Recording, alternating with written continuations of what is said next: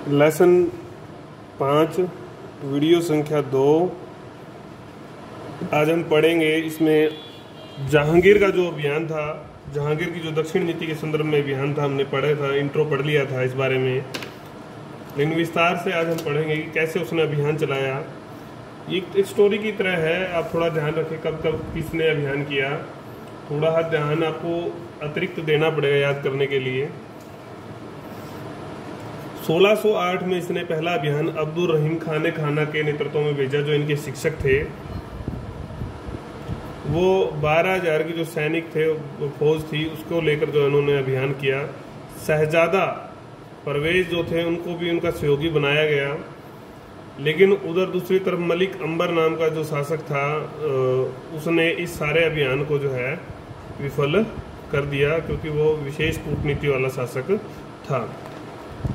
फिर खाने जहां लोधी के नेतृत्व में अभियान भेजा गया, जो सेकंड अभियान था, लेकिन इस बार जो है गुरिल्ला युद्ध नीति अपनाई गई मलिक अंबर के द्वारा, और मुगलों को वापस उसने मजबूर कर दिया आगरा जाने के लिए, लौट जाने के लिए।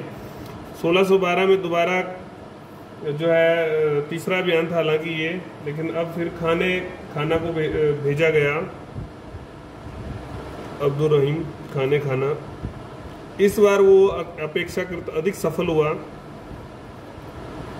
लेकिन जैसे ही वो सफल हुआ तो दरबारों में जो षड्यंत्र हो रहे थे, इनके खुद के दरबार में ही, मुगल दरबार में ही, उसके कारण से उसको वापस बुला लिया गया, तो ये सफलता अस्थायी सिद्ध हुई।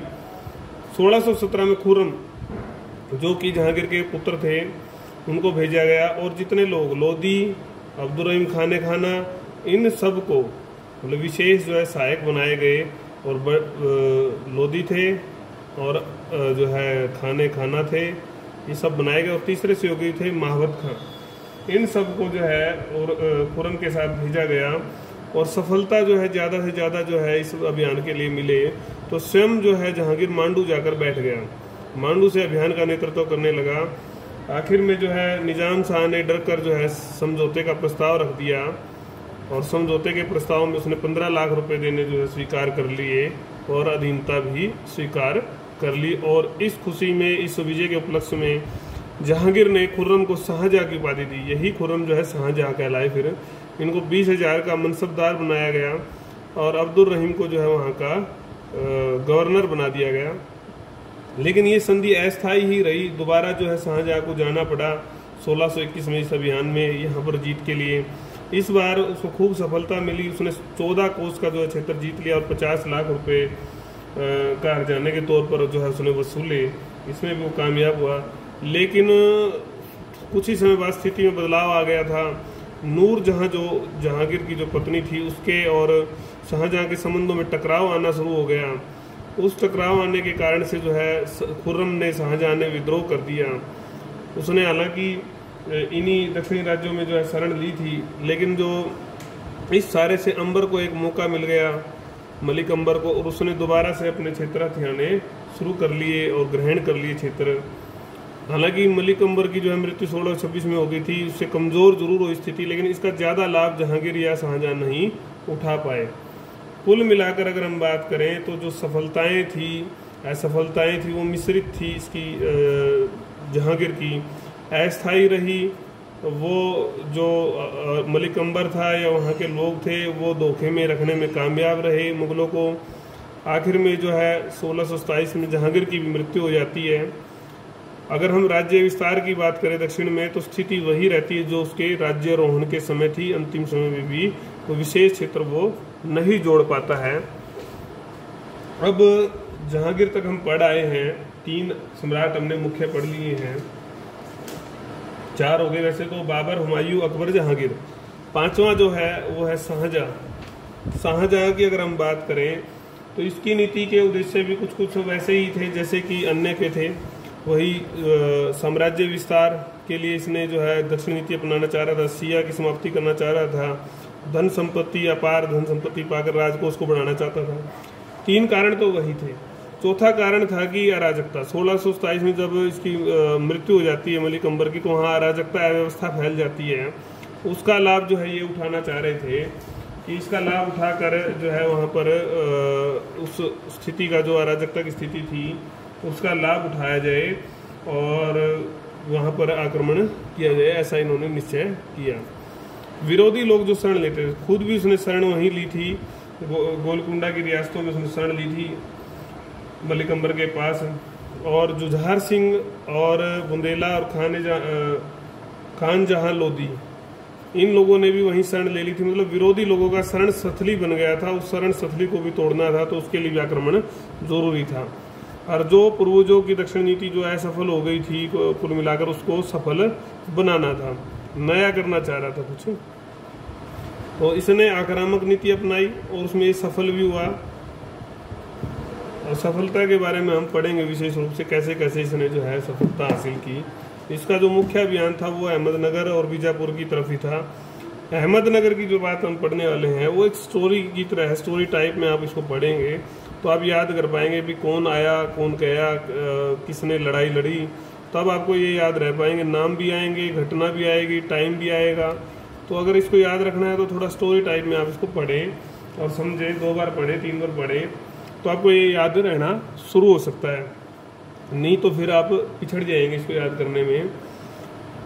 खाने जहाँ जो अहमदनगर की बात करें, खाने जहाँ लोधी को जो है इसने सूबेदार बना दिया अहमदनगर का, दक्षिण का, तो लेकिन ये जो है निज़ाम शाह की ओर मिल गया।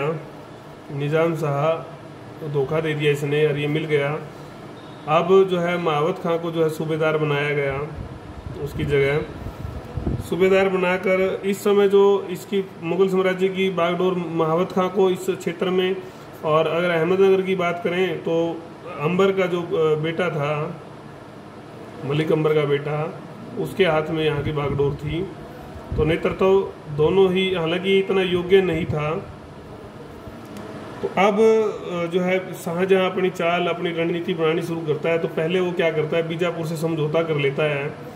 उसको जो है कहता है कि भी आप मुगलों के विरुद्ध जो भी कोई लड़ाई लड़ेगा उसको सहयोग नहीं देंगे और मुझे सहयोग करेंगे बल्कि, और अहमदनगर जब हम जीत लेंगे, जो बंटवारा होगा तो आधा आधा उसको बांट लेंगे। और शाहजी को क्या करता है, 5000 का मनसब दे देता है मराठों को मनाने के लिए, और पूना की जागीर उसको दे दी जाती है।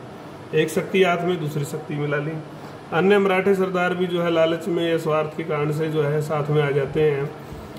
फिर कुल मिलाकर ये अच्छी तैयारी जो हो जाती है, सबको अलग थलग कर और जोड़ अपने में जोड़ जो है एक अच्छा गठबंधन जो है ये शाहजहां तैयार कर लेते हैं। स्वयं जो है वो फिर जो है क्या, उसने एक आक्रमण की रणनीति बनाई। 1629 में उसने क्या कहा कि तेलंगाना और बालाघाट की ओर से आक्रमण कर दिया जाए। आक्रमण के आदेश हो गए। स्वयं बुरहानपुर की ओर से जो है उसने बढ़ चला। वो जो इनका मुगल सेनापति था मुर्तजा, उसको काफ़ी सफलता मिली शुरुआत में, और उसने जो अहमदनगर को अहमदनगर का एक बड़ा हिस्सा जो है इसने जीत लिया था। और उसके बाद वहाँ की जो एक सुरक्षा चौकी थी परिंदा पर उसने पहरा डाल दिया, घेरा डाल दिया, और निज़ाम शाह जो है मतलब निज़ाम शाह ने अनुरोध किया कि निज़ाम शाह ने बीजापुर से अनुरोध किया। हालांकि बीजापुर तो अब अगर हम देखेंगे, बीजापुर तो मिला हुआ है मुगलों की तरफ, तो वही बीजापुर अब क्या करता है, संधि तोड़ देता है। क्यों? क्योंकि वो मानता है कि भी मुगल जो है शक्तिशाली हैं, उनसे बाद में इसको स्वयं को खतरा हो जाएगा। बात तो इसने अच्छी सोची, तो भी बाद में ये मुझे ही तंग करेगा, इसलिए इसने संधि तोड़ने का फैसला ले लिया। हालांकि इस निर्णय से, इस धोखेबाजी से जो है एक बार मुगल कमज़ोर जरूर पड़ गए, लेकिन वो कमज़ोरी उनकी अस्थायी थी। उनका निर्णय जो है अडिग था कि हमें विजय ही हासिल करनी, जीत हासिल करनी है। इसी समय जो है अहमदनगर जो है दरबार, अहमदनगर का जो दरबार था वो षड्यंत्र का, गुटबाजी का जो है अड्डा बन चुका था। वहाँ पर विद्रोह होने की संभावना बढ़ गई थी। तो निज़ाम शाह ने स्थिति को भांपते हुए फतेह खां को कहा कि भाई जो है आप जो है संधि कर लो मुगलों से, उसको अधिकृत कर दिया। लेकिन फतेह खां ने यहाँ विश्वासघात कर दिया। उसने शासक निज़ाम शाह को मार डाला और उसके अल्पायु पुत्र को जो है गद्दी पर बैठा दिया और उसका संरक्षक बन गया। अल्पायु पुत्र का संरक्षक जो है वो बन गया, और स्वयं जो है अधीनता जो है स्वीकार कर लेता है और अपने नंबर बनाता है, उपहार देता है शाहजहां को भी और महावत खां को भी। अधीनता स्वीकार कर लेता है, लेकिन महावत खां यहीं रुकने के लिए तैयार नहीं था। उसने क्या किया, अल्पायु जो शासक था उसको बंदी बना लिया और उसको ग्वालियर के किले में भेज दिया। हालांकि बाद में उसको कुछ पेंशन दे दी गई थी और आखिर में 1333 में इसको साम्राज्य में जो है मिला लिया गया, उसको हिस्सा बना लिया गया। इस प्रकार से इसका अस्तित्व नहीं रहा।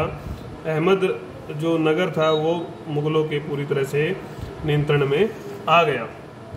एक स्टोरी टाइप में आप पढ़े, जैसे भी पढ़े भी, कैसे कैसे जो कॉन्सिक्वेंसेस जो घटना हुई, परिस्थितियाँ बनी और उसके बाद अहमदनगर को 1633 में पूरी तरह से शाहजहां ने अपने साम्राज्य में मिला लिया। इसी तरह से बीजापुर की बात आएगी। ये वही बीजापुर है जिसने अभी धोखा दिया था अहमदनगर के मामले में।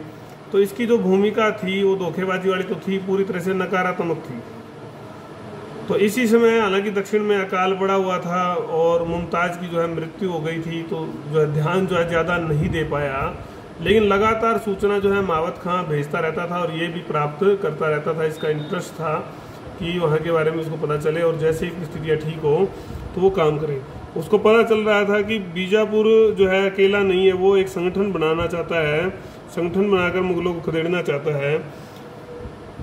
तो और साथ में ही वो एक आरोप मुगलों के ऊपर लगा रहा था कि जो है संधि जो है मुगलों ने तोड़ी है, नहीं कि मैंने तोड़ी है, और मुझे जो है आधा हिस्सा जो है अहमदनगर में से दिया जाए, ऐसा वो आरोप लगा रहा था। उसने शाहजी को भी अपनी सेना में जगह दे दी थी। बड़ा कूटनीतिक जो है बीजापुर का शासक रहा था। उसने क्या किया, उसने फंडिंग की, उसने पैसे दिए शाहजी को कि अहमदनगर में भी जो है आप विद्रोह करवाइए और वहाँ पर निजाम शाही की दोबारा स्थापना करवा दें ताकि मुगलों को वहाँ से भागना पड़े, मुगल उसी विद्रोह को दबाने में रहें। शाहजी ने इस संबंध में काम किया और पैरेलल जो है उसने एक काम और किया बीजापुर के शासक ने। बड़ा कूटनीतिक शासक था। अगर हम इस सारे घटनाक्रम को देखें तो उसने मुगलों को जो है छोड़ दे, मुगलों से निकल आए जो है फतेह खां, इसके लिए उसने प्रभाव डालना जो है शुरू किया। जैसे ही औरंगजेब को इस बारे में शक हुआ तो उसने जो उसके किले को घेर लिया और किले को घेर कर जो है उसको कमज़ोर कर दिया और इस तरह से जो है फतेह खां बीजापुर के प्रभाव में नहीं गया, प्रभाव में जाने से बच गया।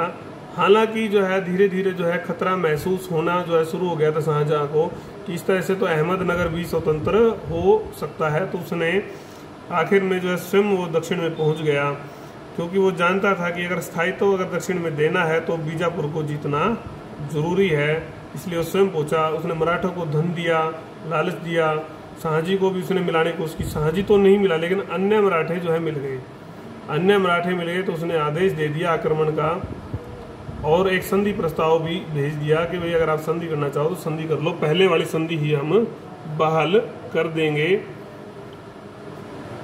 नरसंहार जो है देखा था, सुना था इसने जो बीजापुर के शासक ने, और उसने आर्थिक नुकसान के बारे में कल्पना की अगर कि मुगलों के साथ अगर वो भिड़ गया तो क्या क्या होगा।